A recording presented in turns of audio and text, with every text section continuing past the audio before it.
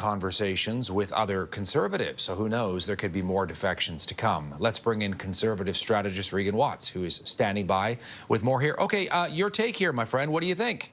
You're drinking your coffee. You're just watching it all play out.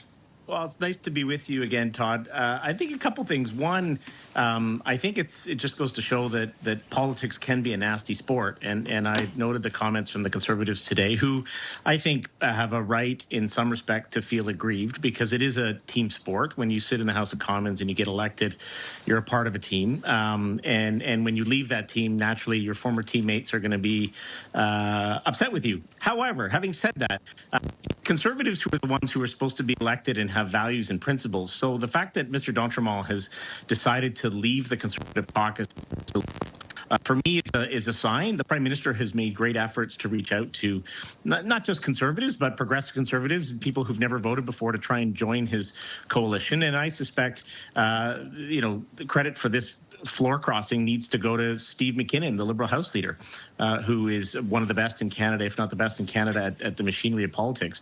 And this would have been something they worked on for a while. I also think, Todd, that this is not the only one who may cross. I suspect where there's smoke, there is fire, and it's going to be problematic for Mr. Poilievre and the Conservatives. Yeah. So let me ask you about that. He has Pierre Poilievre, a leadership review, as you know well, coming up in January, in just over 2 months from now.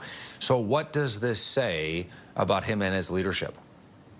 Well, I take note of Mr. d'Entremont's comments about the reasons why, or at least publicly the reasons why he's leaving the Conservative caucus, and he has some challenges with Mr. Poilievre's style of leadership. I suspect there are others inside the caucus who are not happy with Mr. Poilievre either. Whether this will have an impact on the leadership review, I'm not so sure. I think the Conservative Party base still very much see Mr. Poilievre as the leader they want to go into the next election with. However, one of the things that the Canadian public told the Conservatives in the last election is that Mr. Poilievre needed to adjust his style and adjust his approach. And in order to get elected in Canada, you have to lead a political party, being the Conservatives or the Liberals, and you have to compare not against the Almighty, but against your opponent. And right now, Mr. Carney continues to look better than Mr. Poilievre, in part because of style and tone. And those are things that Mr. d'Entremont cited today as part of the reason why he decided to cross the floor. You said that there could be more to come. You know, one MP is one thing, two MPs is another, but, 3 or 5 is something else as well. Is there a tipping point, do you think, where the party starts to wonder? And I wonder what you think that might look like. Well, for sure, Todd, there's going to be a tipping point. I don't think it's 1, 2, or 3. I suspect if you saw 5 Conservative MPs cross the floor and sit as either independents or sit as Liberals, that would be very problematic for Mr. Poilievre's leadership.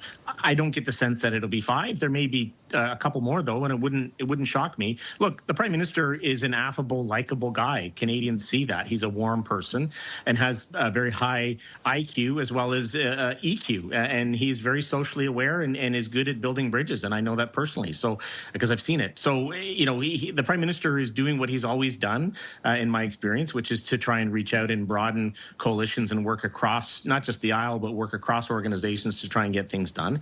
And I suspect he will continue doing this. And in Steve McKinnon, he's got an absolute weapon to open doors and facilitate conversations. Whether that leads to more members or not crossing the floor, it still remains to be seen.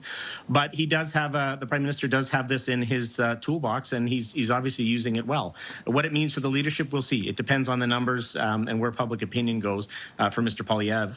But it's certainly not a good day for him when the Prime Minister drops a budget that seems to be relatively well received, and he loses his only member of Parliament in caucus from the province of Nova Scotia.